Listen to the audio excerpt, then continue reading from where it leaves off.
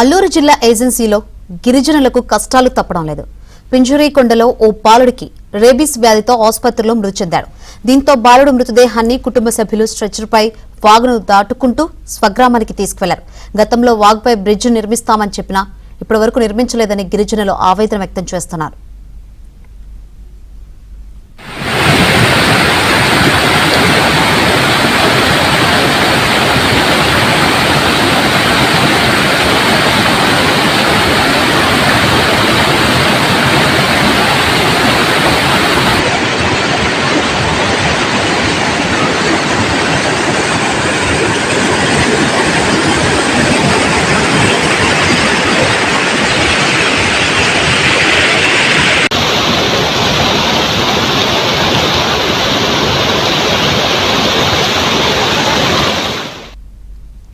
మరోవైపు అరకులోయలో గిరిజనులకు డోలి కష్టాలు తప్పడం లేదు. లొంగుపర్తి పంచాయతీలో ఓ మహిళకు పురిటినొప్పులు రావడంతో గిరిజనులు డోలిపై తీసుకువెళ్లారు.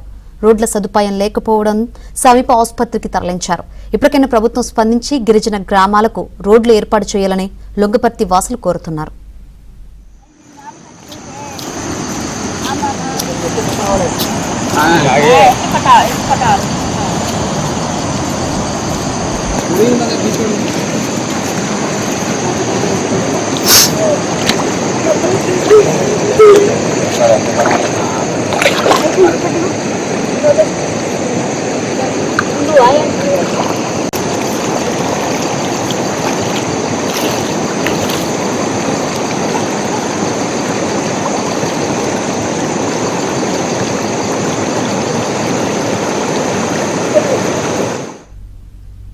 రైట్, గిరిజనుల కష్టాలు అంతా ఇంత కాదు. మెయిన్ గా చూసుకుంటే వర్షాకాలంలో రోడ్ల సదుపాయం లేక వాగులు దాటలేక తీవ్ర కష్టాలైతే పడుతున్న పరిస్థితులు అయితే చూస్తున్నాం. ఇదే అంశానికి సంబంధించి మరిన్ని వివరాలు అందించేందుకు మా ప్రతినిధి రాజుబాబు సిద్ధంగా ఉన్నారు. రాజుబాబు.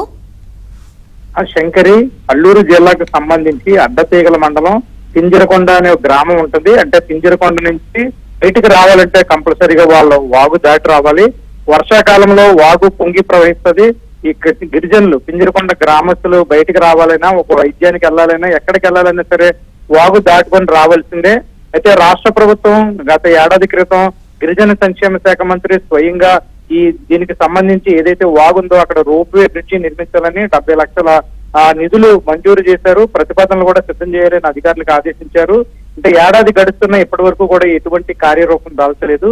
3 రోజుల క్రితం పింజరకొండ గ్రామానికి సంబంధించిన 5 సంవత్సరాల బాలుడికి ర్యాబీస్ సోకడంతో బాలుడిని వాగు దాటుకుంటూ కుటుంబ సభ్యులు వాగు దాటుకుంటూ చాలా సాహసోపేతంగా కుటుంబ సభ్యులు బాలుడిని 5 సంవత్సరాల బాలుడిని స్థానికంగా ఉన్న ఏలేశ్వరంలో ఒక ప్రైవేట్ ఆసుపత్రికి తీసుకెళ్లారు. అక్కడి నుంచి ర్యాబీస్ అనుమానంతో అక్కడి నుంచి కాకినాడ జీజీహెచ్ కి తీసుకెళ్లారు. కాకినాడ జీజీహెచ్ లో చికిత్స పొందుతూ బాలుడు మృతి చెందాడు. మృతదేహాన్ని కాకినాడ జీజీహెచ్ నుంచి ఈ పింజరకొండ వాగు వరకును అంబులెన్స్ లో తీసుకొచ్చారు. అయితే అంబులెన్స్ లో తీసుకొచ్చిన మృతదేహాన్ని పింజరకొండ గ్రామానికి తీసుకెళ్ళడానికి కుటుంబ సభ్యులు స్ట్రెచ్చర్ పైనే మృతదేహాన్ని మోసుకుంటూ వాగు దాటుకుంటూ వెళ్తున్న దృశ్యాలు చాలా కలిసివేస్తున్న పరిస్థితి అయితే నెలకొంది.